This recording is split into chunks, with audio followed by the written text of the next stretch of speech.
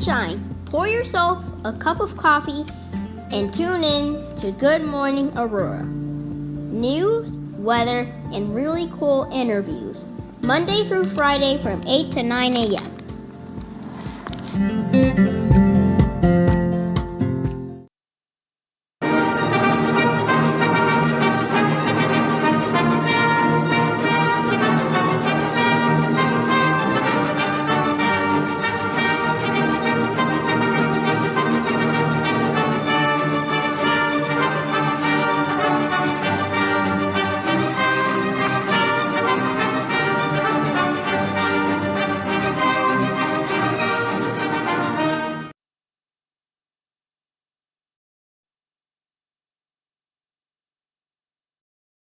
Good morning, Aurora. Good morning, Aurora. Good morning, Aurora. The time is now 8:01 a.m. and you're listening to Good Morning Aurora, the second largest city's first daily news podcast. The first. I don't care if they call it. You know what? Let me stop because that was kind of. Can you scratch that up, DJ? Because that was the pre-mic convo. That's what that was.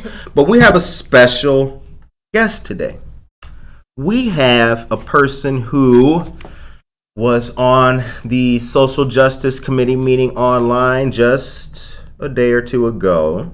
We have a person who I consider a public servant, a person who works hard. She educates the public about what's going on in our community, representing the 83rd District.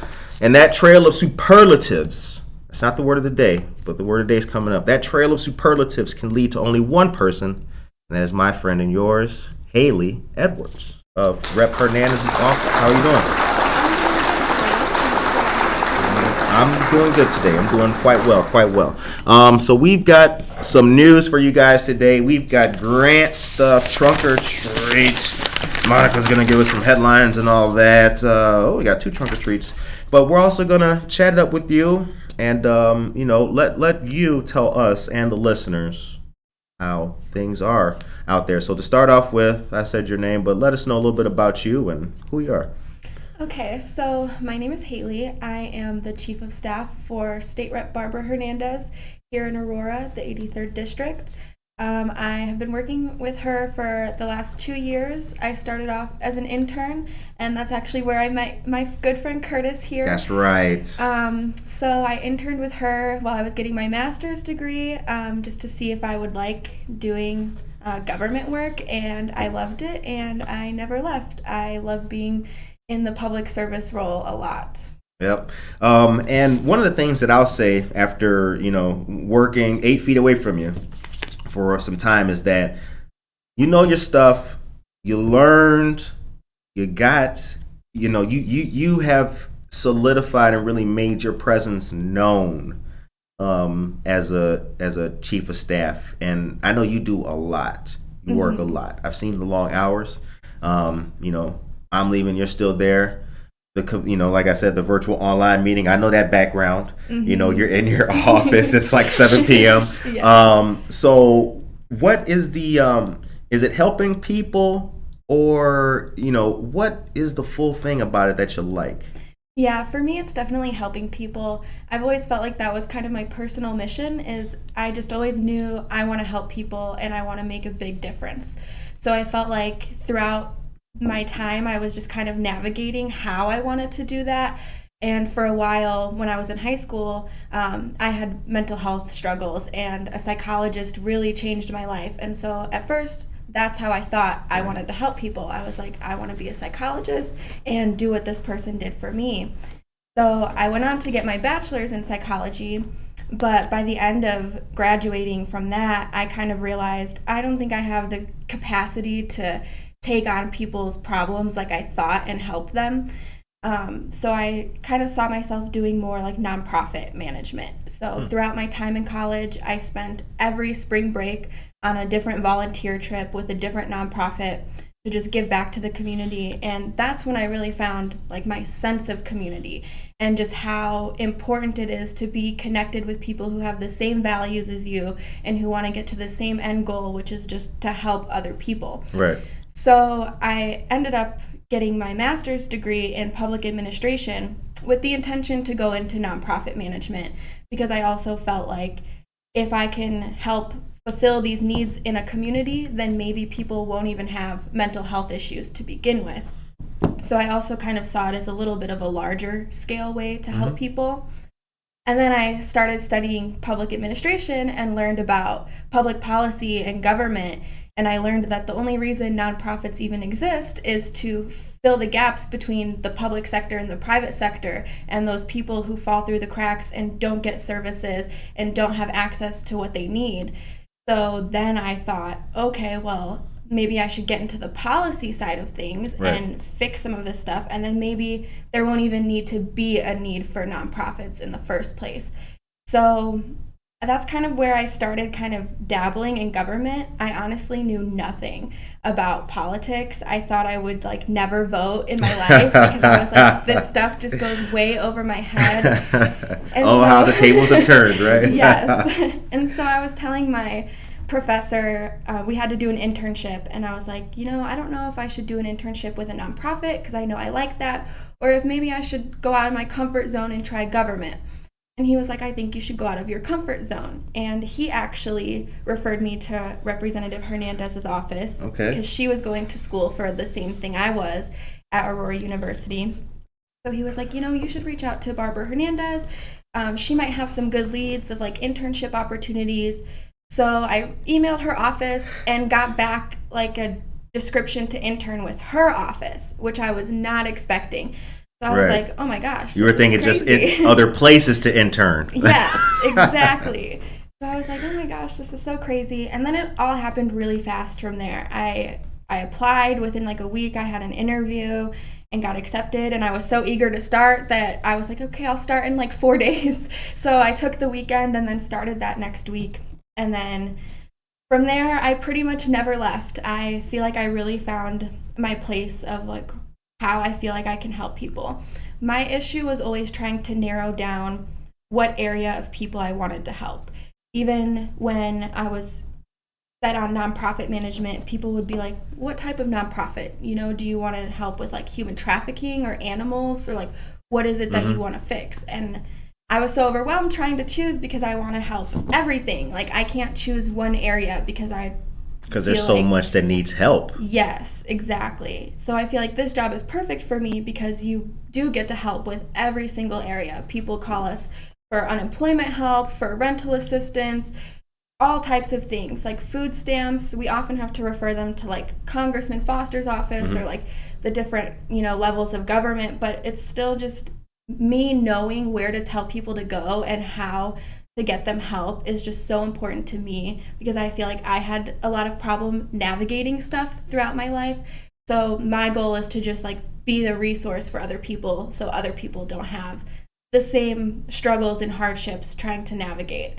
And you're able to that's the thing. Like it's to know it, right? That's the thing. To your point, this is about you, but like I remember when I was sitting in that office, I was thinking to myself like, holy cow, like the ability to actually really help. Yes. Like if I called them right now in Springfield, they answering. Like you can really help people. You really can. So the office is at 540 West Galena, and it's really local and everything. What is the 83rd district for those who are unfamiliar? How big is it? It's almost all of King County. Okay. So King County does fall in 4 different towns, but for the most part, it's all of King County, east side, west side, and then a little bit of North Aurora. But that could be changing here soon. Right, that's right. What they call redistricting? Yes. Yeah, see? Y'all don't think we knew them real terms, did you? We do know those terms. That's right. All right, so we got some news, and then we're going to get back to our discussion here with our dear friend Hailey. Good morning, Alyssa Ocone, Bianca Camargo, Maria Charito, Victoria Hyla Maldonado, Anna Sierra, Jennifer Ryan, Mayton. Oh, look at y'all. Everybody's here. Aisha Saxon, Casildo Casey Cuevas. Good morning to everybody. All right, the time is, what time is the time? 8:10 a.m. All right, so I got some culture stock news, and then we're going to, Monica's going to take us through a couple more topics. But Culture Stock, a not-for-profit community arts organization based in Aurora, won that $25,000 grant from State Farm that we let you guys know about to vote for them, and they got it. How about that? State Farm's Neighborhood Assist program will be on hand with Culture Stock officials at 11:30 a.m. Saturday the 23rd to present the award at El Jardín Public Garden, Claim, and Union Streets. The public is welcome to attend. Culture Stock will hold an event after the presentation that includes live art, activities for children, and appetizers. Another community organization, Concrete Rose Studios, will hold an event at the same place and time. How about that? Also, the well-known Think mural from back in the day in Aurora that used to be on it was like Juarez Supermercado, I think, was used to occupy that space. It burned down, and that's why there's a garden there now. But the mural that was on that store will be recreated and represented as well on the 23rd. That's very cool. Monica has the link for that, which she will put in the chat momentarily. And Monica, don't we have other news? We do. Oh snap! Oh snap! We don't have a dun dun dun dun button, but we got things. Maybe we need one. Well, we do. We do. Thank you very much, host. Get up on that.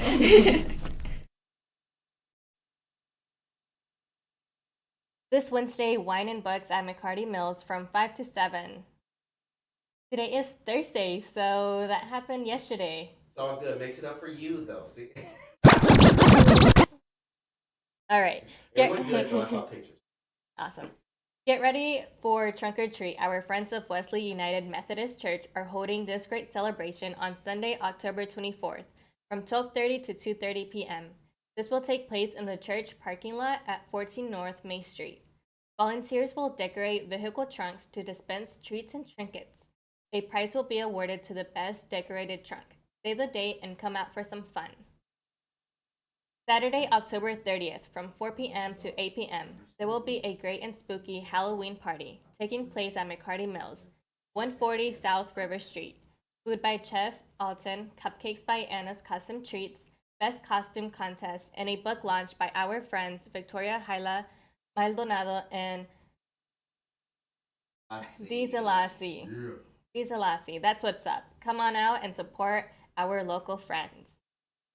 October 15th, which is a Friday, will be a great night. Our friends of Mutual Ground will be hosting their Black and White Ball from 6 p.m. to 11 p.m. at Hotel Arista, located at 2139 City Gate Lane in Naperville. Mutual Ground supports everyone. Because it's a black and white ball, all participants must wear black and white or shades of black and white or silver. To purchase tickets, the link will be provided in our chat. That sounds absolutely wonderful. Thank you very much, Monica. Hit the claps. Ladies and gentlemen, that is Monica doing that news. That's right. That is right.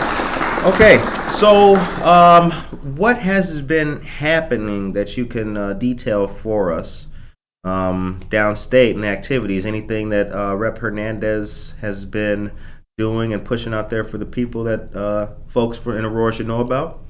The legislators are going back to Springfield next week for the last 2 weeks of October for veto session. Okay. So there will be a lot of different items on the table. We're not exactly sure what's going to come up, but we're definitely expecting repeal PNA to probably come up, stuff about the redistricting and the remap to finalize that, potentially a criminal justice reform trailer bill. So just a few things to be on the lookout for. Nothing's for certain yet, but I would definitely tune into some of those committee hearings next week and the week after to kind of get a feel of what's going on. They're going to be doing a lot this veto session since everyone will be petitioning for re-election come winter, springtime here soon. So oh boy, it will be very interesting. They'll be doing a lot of work in a short amount of time. Man, it's gonna be the heat is coming. Yes, it's gonna be cold, but the heat is definitely coming. So I saw that Rep. Hernandez was recently appointed to the Public Safety and Gun Violence Task Force. Yes. Let us know. I mean, it sounds self-explanatory, of course, but let us know how big of an achievement that is. Definitely a huge achievement. She was appointed by Speaker of the House, Emmanuel Chris Welch. So that in itself is really great that, he felt like she should be on that committee. But their whole goal is to kind of just analyze what they can do for public safety and just to make our communities safer. I know Aurora's been kind of on people's radar since the Pratt shooting. So I think it's really great that Rep. Hernandez is involved in that. Right. And I think that, as to your point, though, it's on the radar. We don't like to see an increase in crime and everything because I do believe that Aurora and Aurorans feel like we're in that renaissance of coming back and finally loosening the previous years of violence that plagued the city and everything like that. Yeah. On a scale of 1 to 10, how tough is it to get laws made and passed? Oh, honestly, it depends on the law. So I feel like some of them have made it through pretty easy. The ones that have like bipartisan support, usually everyone's on board and they're like, okay. But it is pretty hard. I would say it's a little hard to scale, but even if like Rep. Hernandez got something passed through the House, then they have to get it passed through the Senate to even get it onto the governor's desk. So even like passing the House is still a huge achievement, but there's still so many more steps that it needs to go through before it can actually become law. I remember, like first day one, week one, like you don't know what HB or SB means. And then I'm like a month later, I'm like, yeah, that's HB 131. Yeah, right. Okay, we're gonna do that in the veto session. yes. Like, you catch on really quick. You do. One of the things that's a monster, you're adept in it though, is ILJA. So it is true that people can actually look and see what's going on. You can see who's voting for something, or what's it called? Witness slips, I believe. Yes. Yeah. Yes. You can believe who's saying you can see who's saying something about a particular issue. But boy, is it hard to navigate. It is. It's very hard. Even for myself, I still have trouble navigating it. So it's not user friendly. The website is very outdated and old fashioned. We were telling people that they should file witness slips if they wanted to express support for bills, and we kept getting back like, how do you do that? Right, like I typed in and yeah, so I was like trying to type these long tutorials to people and explain everything, and people still just weren't getting it. Finally, Erica actually made a really great tutorial video that's on Rep. Hernandez's website that we refer people to now, and it walks you through the exact process of how you can file a witness slip. That's correct. It's on the YouTube channel of Rep. Hernandez's office, and it's literally titled "How to File a Witness Slip." Yes. Yeah, because people needed to know that. I mean, it is absolutely ridiculous. Okay, so if you are just joining us, you see something a little bit different now in here. I know you guys see this. We switched it up a little bit. New, same digs, just a new thing. But we got more to come. Our fan mail and different things are what we are putting up here. We have people who draw as well, and they send us stuff. So yeah, if you have things, you can send it to us via email, goodmorningaurora@gmail.com, or you can mail it to us here at 5 East Downer Place, Suite T. Wow, it feels good to tell people that we got a mailing address. Oh my gosh, how about that? Yeah.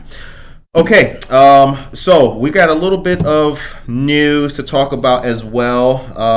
Let's see here. I want to we're going to tell people about the money, $26 million from West Aurora. So if you guys are not familiar, West Aurora is going to be receiving $26 million in improvements. And I will tell you guys about that here momentarily. And Monica also has that link. So let's read it together. Okay, and if you guys are watching and listening in, as you should be, we'd like to thank all of our listeners, subscribers, and viewers, in addition to the Rep. Hernandez YouTube channel, which is awesome. Also, subscribe to Good Morning Aurora, the second largest city's first daily podcast. Can we get a clap for our awesome channel? Good stuff. All right. So Monica, go ahead and put that in the chat for the people. West Aurora seeking $26 million in improvements. The Dr. Jeff Craig says that the improvements are very much needed, and I feel like didn't they just have improvements happen recently? It was like back in March. Didn't they get $3 million back in March?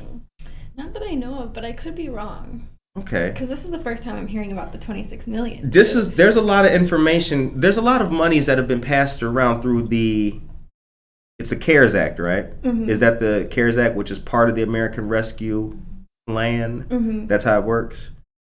The government's problematic. It's Yeah. it's tough to figure out where the money, who's giving the money to who, kind Yeah. of thing. All right, and also we got news about the fireworks, you guys. I told you guys to be ready for the fireworks and how they were going to change your life. And if you did not listen to me, get ready to go to jail for setting off illegal fireworks. Okay. So let's read this. I was pulling it up, you guys. This is what took me a while. Thank you to the Beacon. Shouts out. All right. So the city council approved amendments to the city code to put more bang in the enforcement of legal fireworks violations. Tuesday night came after months of study by city staff as to what could be done to cut down on fireworks violations throughout the city. Mayor Irvin, as well as aldermen, were concerned after what seemed to be an uptick in violations. Now listen to this. Enforcement of fireworks incidents was once the sole province of the Aurora Fire Department, then moved over to the police department. Listen, under the new rules, not only can those departments enforce the law, but so can any code enforcement officer, so-called quality of life inspectors, quote, at City Hall. Since any enforcement officer can write a citation, city officials are hoping that will add eyes and ears looking for problems. Did you catch that? Quality of life officer. Did you catch that? Did that sound ambiguous to you? That's the word of the day, ambiguous. Did that sound ambiguous? Let's read it together again.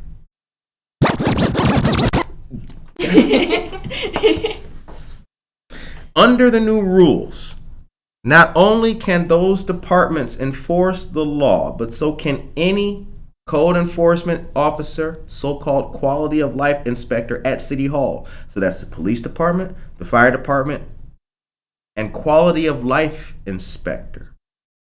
Since any enforcement officer could write a citation, city officials are hoping that will add eyes and ears looking for problems. The time is 8:23 a.m. Can you put that in the link, that in the chat form? Thank you very much. Read that, you guys, and see what you guys think. Under the new rules, the administrative hearing officer would have the power to levy a fine of between $250 to $1,000, depending on such things as what fireworks were used, where they were used, and how often offenders have been using fireworks. Quote, if you light it, we'll write it. That's the slogan. That's the City Hall slogan. That's in the article. You can read it. You can read it yourself. Hey, you can read it yourself. If you light it, they will write it. What do you guys think about that? Let us know in the chat. The time is 8:24 a.m. What do you think about that? I don't know. I've never heard of a quality of life officer. So Do y'all have any enforcement over that? Can you, is that going to be a veto session? I don't think that's in our jurisdiction. Right. But yeah, quality of life officer. Yeah. Man, that's I'd a like to know who all that. that's a hell of a job. Y'all hiring? What is? I'm here to check your quality of life. I would be thinking that it would be making the quality of life better. Not that I don't think that, we talked about it. It gets excessive. It gets excessive. Mm-hmm. Y'all blowing off M1000s in October. They're still going on in my neighborhood. I still hear them at night. Oh my god. Y'all still blowing off fireworks. I wouldn't call the police. Yeah. But it is excessive. it is. sometimes. It really is. You know what I'm saying? So I don't know. But anyway, let's get back to our discussion.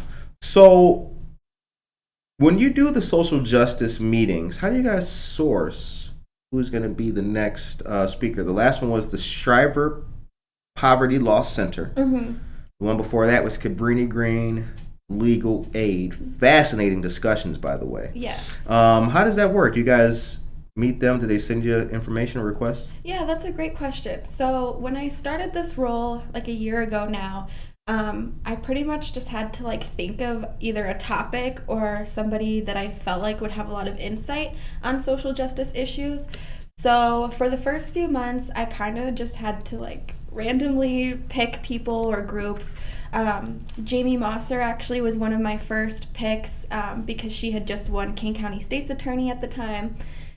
So I kind of tried to pick like people local, but after when January came around and the legislators were in Springfield, we had a lot of meetings with different organizations about like their legislative agendas and what they wanted us to support. So we met a lot of these organizations just through having meetings with them, and they wanted to talk about bills that they supported and that they wanted Rep. Hernandez to support.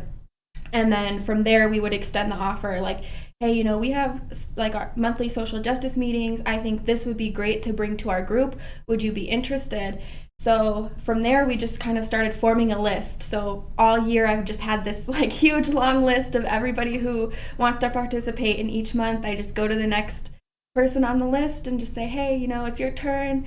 Let's pick a date. Man. So it's been great, actually. They have been. You can learn a lot. I've learned a lot tuning into them. Mm-hmm. Y'all got the only place with better interviews than Good Morning Aurora is definitely you guys. Yes. Like Curtis, what do you tune into? Hey man, social justice committee meetings. Yeah. I have one of the things that does interest me with just local government and its activities and its duties and things like that. And you know, these will be my words. I just kind of want to get your opinion, how you feel about it.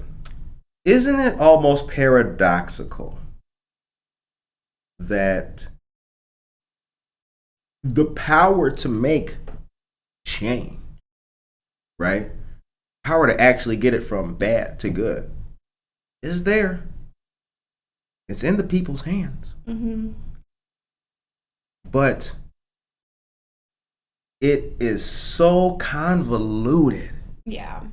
It is so, I mean, the hoops to jump through. Mm-hmm. It's crazy. Yeah. It's crazy. Very hard to actually get involved and feel like you do have a voice. That wasn't a question, I know. It was kind of like an emotion, but like you know, like you're sitting there, you're reading it. It says that shall allow or shall not allow this, but yet when the bag is shaken up and the dice are thrown, it comes out looking completely. I remember one thing that I learned in Rep. Hernandez's office, which has since stayed with me. I will never. It was like a penny dropped moment in my head, and it was like the issue of gun control and violence, things like that, and getting things done with gun control. Because you think that we as Democrats, or I'll say we, those are my words, not anybody else's, are just going to be 100% for gun restrictions and anything like that, and no matter what, we got to get right. But not if you represent a constituency in the middle of Illinois, way down there close to the Missouri, Mm-hmm.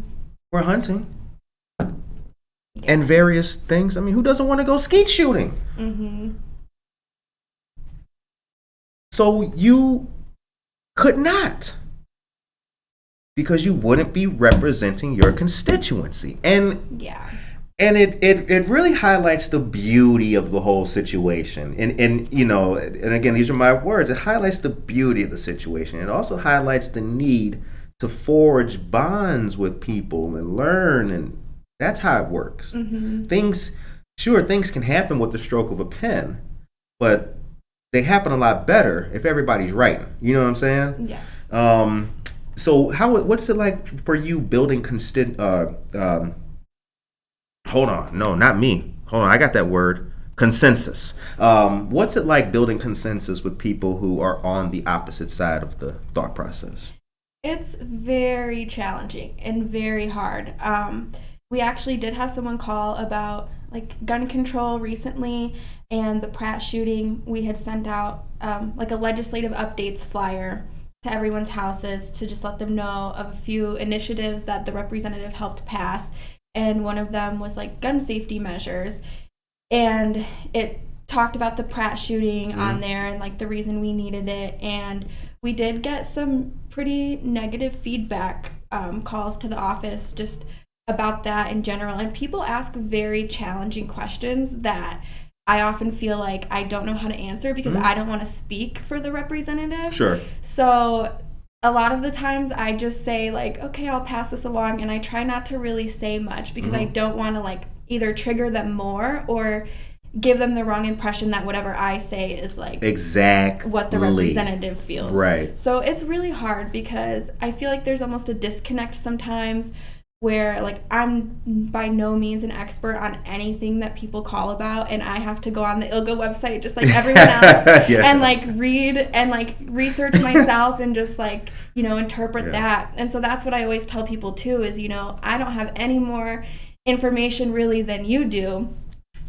So it's very difficult. It's very difficult. Well, you guys do a good job. I became a fan, you know, the minute I walked into that office, you know, because you guys are really like, that is a hard job. Yes. There's work being done in that office. That's the crazy thing, you know, like, so for those who don't know, Hailey and I actually like know each other. This isn't just an interview right now. This is hanging out. This is what this is. Yes. See, we can do that. We can do that. And Monica, you as well. Yep. Cheers from a distance. I remember when I walked in there and sat down, and I remember thinking like, because, you know, I've never been in the, you know, government side working, right? So I remember thinking to myself, you have this idea of like government, it's bit. I remember like, wow, from here is where all this like, they All shaking the earth from here? Yeah. Like, that's where all this noise is coming from? You know what I'm saying? Like, positive, you know what we're talking about. Like, I was, like, blown away by that. Yeah. I was like, yo, the world is being shook. Aurora, the state of Illinois is being shook to the core from here? Yep. I was like, yo, it was some of the most motivating days I ever had. That was some energy. Like, we're kicking ass in that office. Yes. All right. Yes, we were. So real quick, I want to say good morning, Casildo Casey Cuevas. Thank you very much. So can you take us to the drone shot real quick, por favor? I want to say thank you to Casildo real quick. I didn't know that you were on watching that yesterday. If you're a fellow Rotarian, then shouts out to you. I had an emotional day yesterday. I had to give what's called a classification. I'm a proud member of the Rotary Club. And I had to give what's called a classification yesterday. Classification is basically where you tell like your life story. And I hadn't like ever done that. Not only that, but I had to like dig up things. Like, you know, baby pictures and like, you know, I used to be in, you know, I went to Catholic school when I was younger. I was a really good student and all that. But I had to like dig up things. And it was an excruciating process, I have to tell you. Because I tried for so long to like get away from shit. And I did it so well that when I had to look at it again to put together this slideshow, I damn near didn't recognize it. And it was a gut-wrenching experience. But like most gut-wrenching experiences, it took a whole day. But I feel a lot better now. So Casildo, thank you very much. I really appreciate it. All right. The time is now 8:34 a.m. Monica, would you hit us with some more news, por favor? The city of Aurora is offering a free home internet security course, helpful and designed to protect all citizens from malicious activity. Aurora's Information Technology Department is collaborating with KnowBe4. This is the world's largest internet security awareness training platform. There are 8 lessons. To access the platform, click the link that will be shared in our chat, and then I'll also be providing the password. This Saturday from 10 a.m. to 2 p.m., canvass with the Office of State Representative Hernandez and Planned Parenthood Illinois action. Volunteers are needed, and this will be a great way to make an impact in our community and meet the public. To RSVP, call 630-270-1848.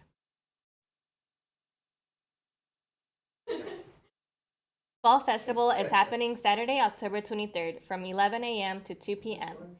Come see what services are available to Kane County residents. Tons of organizations will be there, such as the Neighbor Project, Ingram Art, Road Relief, Family Focus, and Alive Aurora. Sponsored by the Fox Valley Park District, State Senator Linda Holmes, and State Representative Barbara Hernandez. Save the date. This event is free and open to the public. Another great trunk or treat is coming up on October 22nd from 3:30 to 5 p.m. at Freeman Elementary School. There will be activities on school grounds. Come dressed in a costume if you choose, and all students must be with an adult. Check that out. More spooky fun. Save the date and come out for a great time.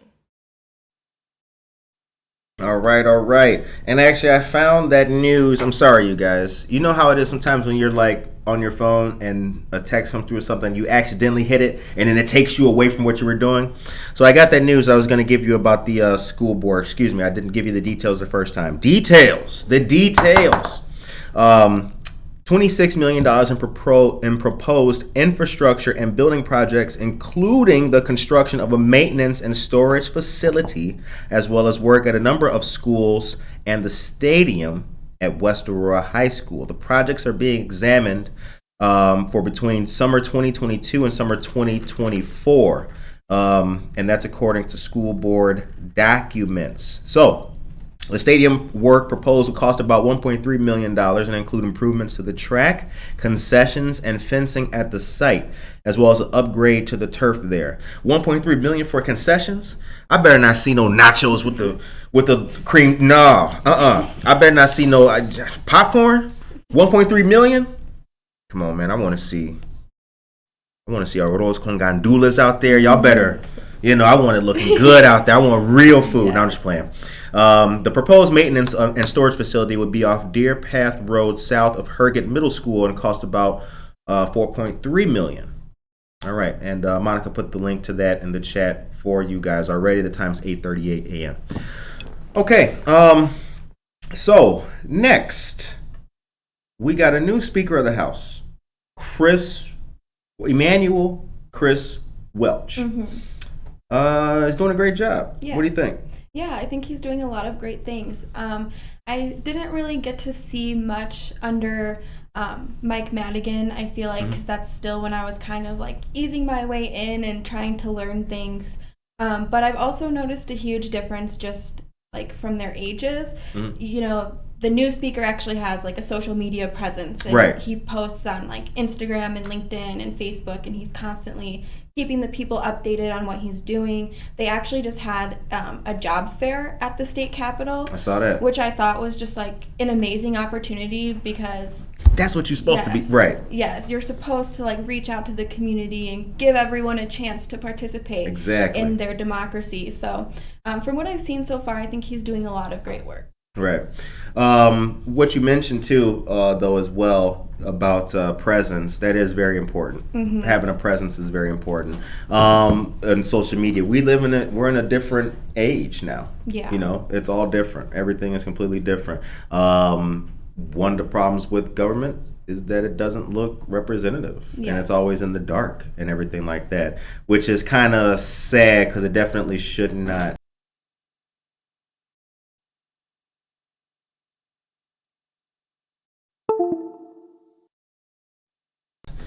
Go ahead, hit it with the drone shot. Thank you kindly.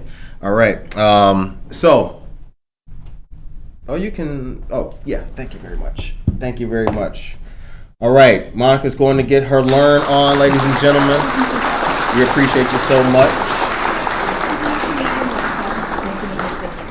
All right. See, that's the kind of show that we are, ladies and gentlemen. We got it going on like that. We got interns changing the world. We've got guests changing the world, and I'm trying to do my part as well, you guys. All right. The time is 8:40 a.m. Look at that. Okay. So what's coming up? What's coming up next with the office? We mentioned the canvassing this weekend, but that Saturday. What's up after that? What else we got? After that, we have, I think Monica mentioned our Fall Festival Resource Fair coming up. So we partnered with State Senator Linda Holmes and the Fox Valley Park District. We're going to host this at the Prisco Community Center. We have almost 30 different organizations and nonprofits local to Kane County and Aurora, just to be there and let people know what kind of services and different ways they can help. So I'm really looking forward to it. I think it'll be great. All right, yeah. And you guys, that's nothing new for the office, though. Prisco Center has hosted a lot of Rep Hernandez activities. Yes, they are super great about supporting us. We just had a job fair there a couple months ago. So, and actually 2 years ago now, we had another resource fair over there too. So this is the first one we've been able to do since COVID. Which was pivoting to my next question. What's the, how did that happen? I mean, well, we know how it happened, but what was that like? So we were having different conversations with different local organizations. We met with Open Door and the Illinois Community Health Partners, CHP, something along those lines. They're in the same building here in Aurora, and they just felt like they needed help reaching out to the Latino community, and they felt like they just wanted to get their services out and known to people better. And then a few days after that, we had a conversation with the Aurora Food Pantry, and they were kind of saying the same thing. So that's kind of where the idea of the Fall Festival came about, because we were like, okay, we're hearing that, our organizations need help with outreach and want to make their presence known in the community better. So why don't we bring them all together and invite the community to come meet these organizations and get connected with them. So that's kind of where the idea came from. And then from there, it really just took off. Right.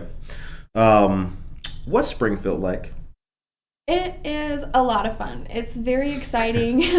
That's where all the action happens. The legislative part is my favorite part of the job. Watching the whole process of just coming up with an idea for legislation, sending it to tech review and having them actually write the language. They send it back to you and say, does this look like what you were trying to get at? And then you file the bill. Just the whole process is so exciting. And then to go to Springfield and actually be able to see the people, because I follow all of the state legislators on social media and keep up with all of their work. So I know all about what everyone's doing, and it's really cool to be able to go to Springfield and then meet those people who I feel like are doing such great work. And it's so exciting. There's so many people, and I love it because I feel like those are my people. We're all on the same wave. We all want the same things, motivated to help people. So I just feel very at home when I go there. Yeah. I like the new direction. I mean, I'll call it the new direction that politics seems to be taking. Well, I feel that way because I'm fortunate to know people like you, people like Rep Hernandez, and it seems like a new day. One of the problems I think that has persisted in politics is that it's so old. You know what I'm saying? It ain't nothing fun about Mitch McConnell.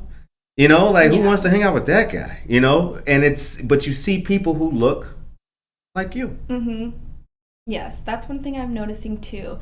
When I first started this role, I felt very out of place at times because I was one of the youngest staffers in my position, and I'd sit in on meetings with everyone, and they're my parents' age or older. Right. And I just felt like they were what does this kid know? They think you're getting the coffee or something like that. Nah, bro. Exactly. I get called an intern all the time still. People are like, oh, you're her intern? And I'm like, no.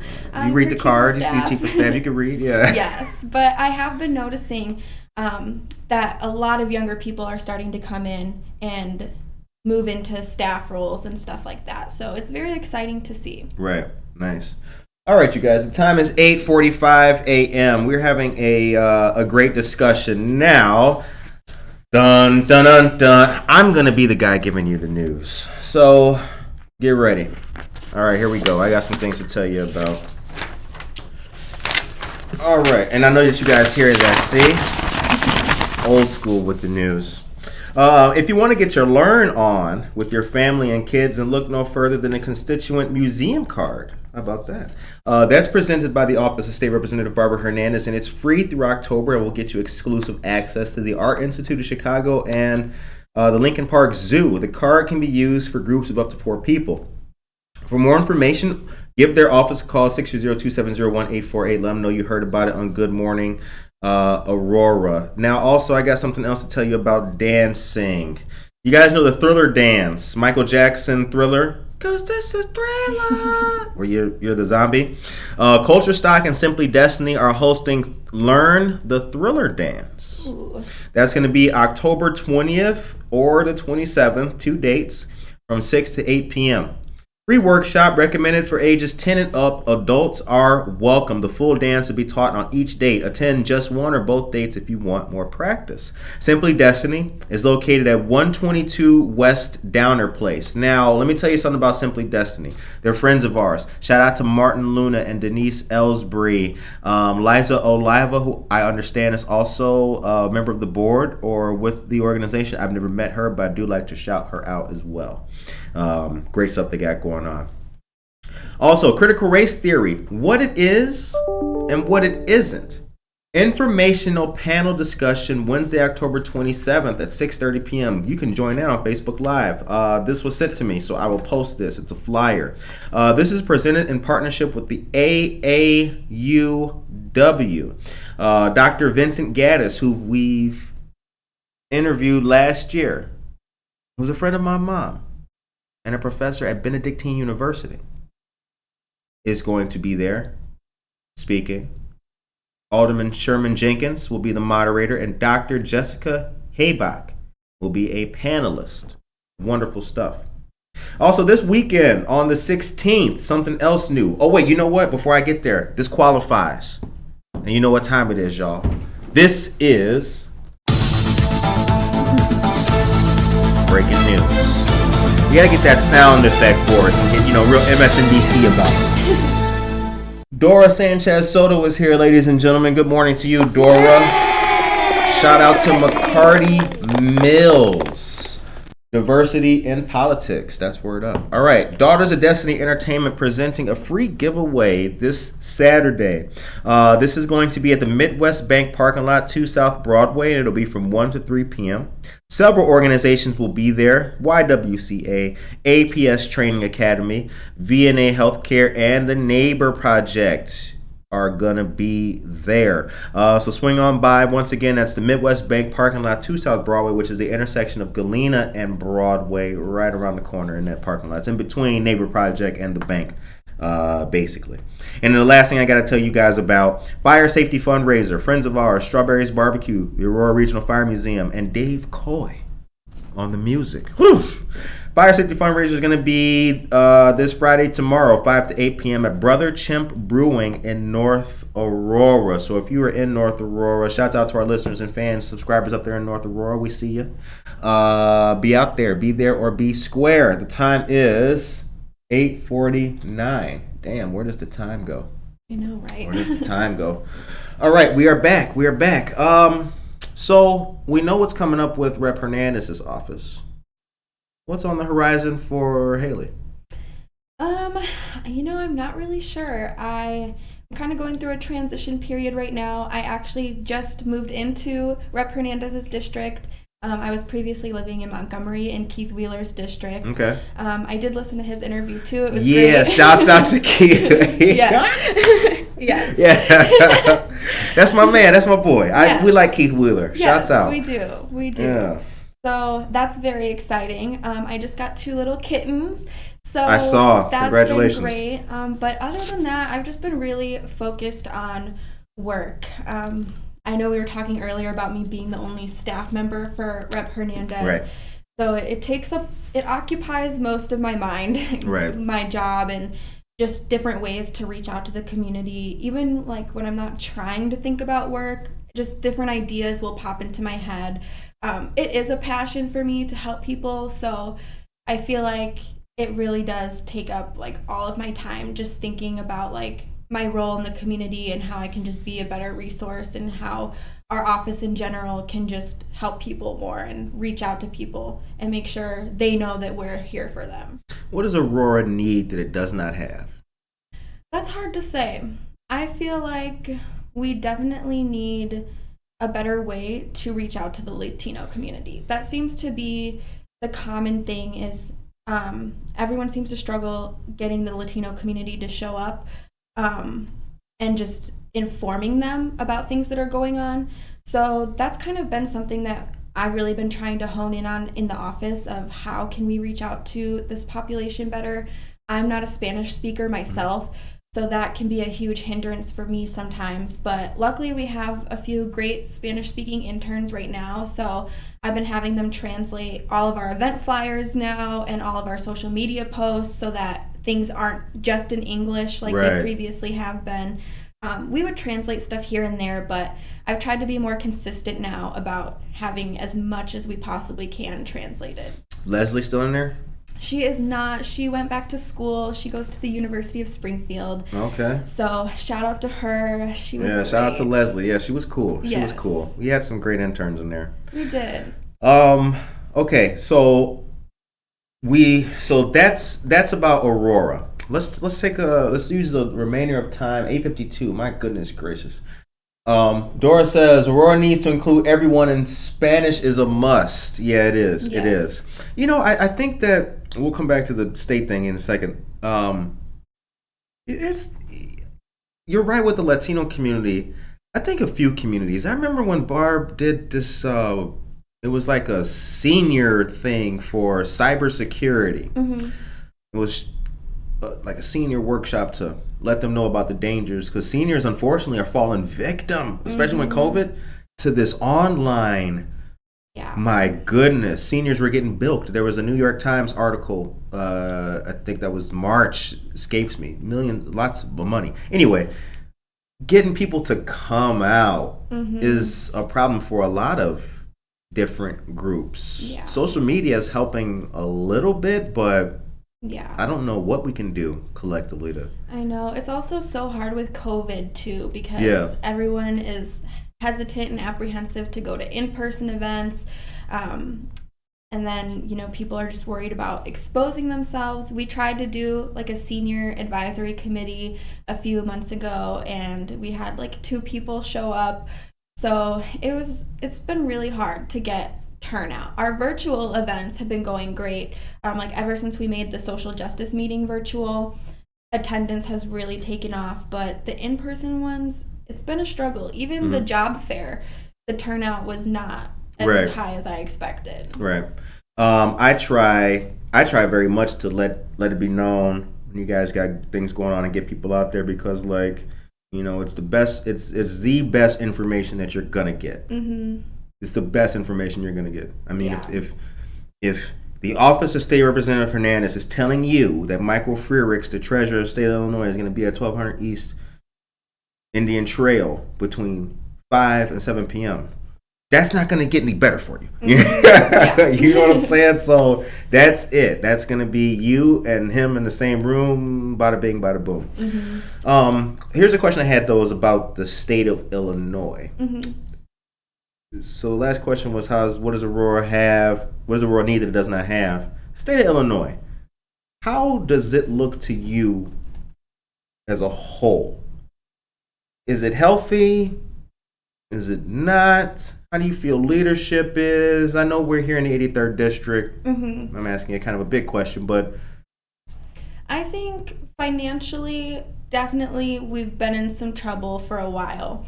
As far as the initiatives we've taken on as a state, I feel like we're doing a pretty good job in some areas.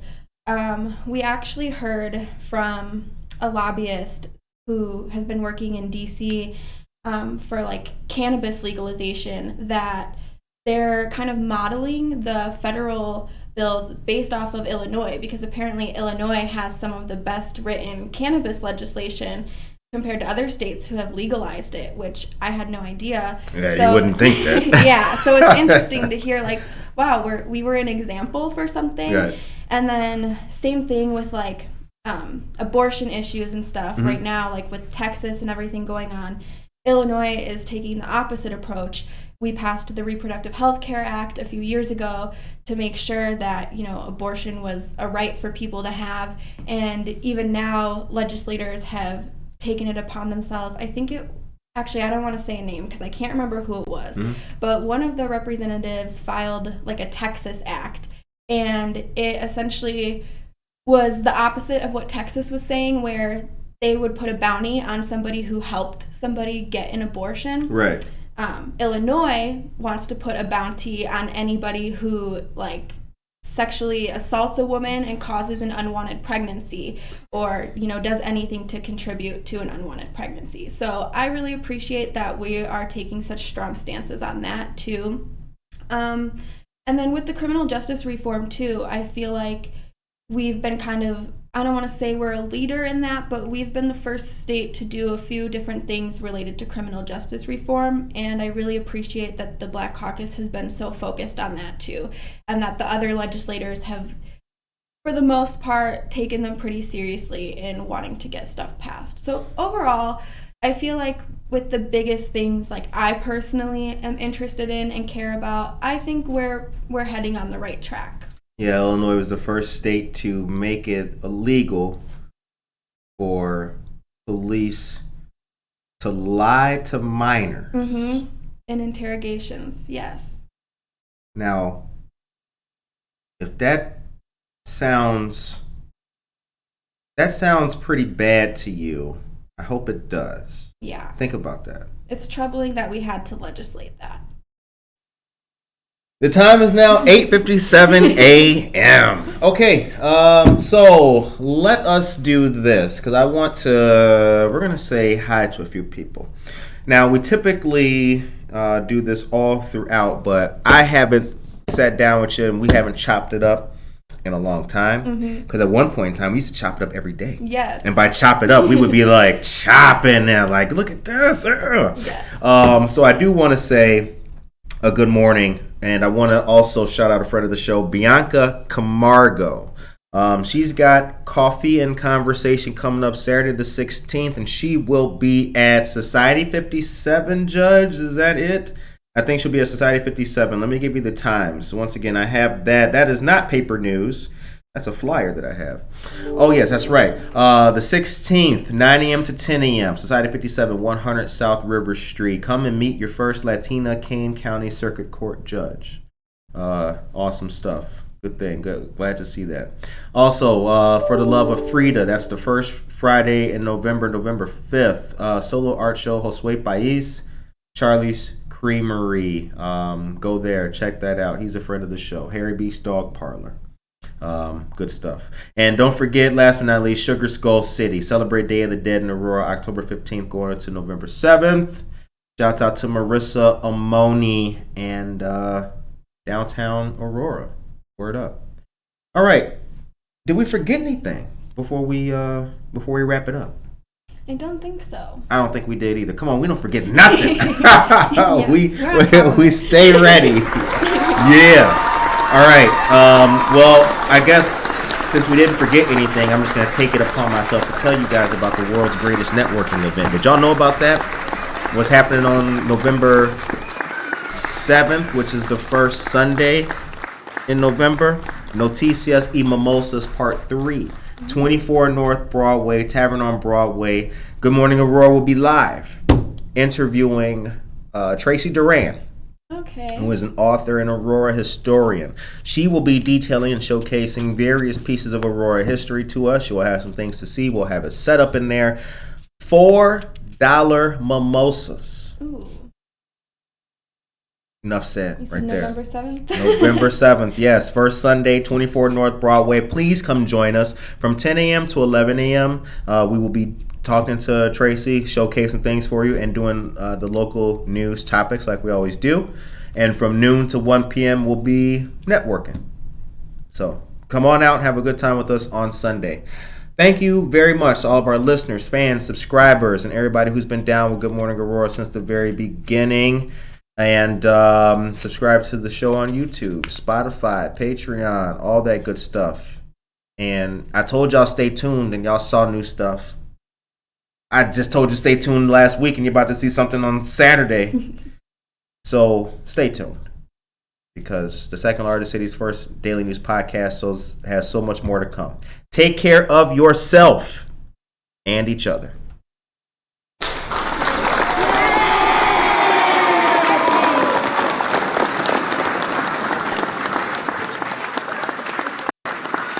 Thank you.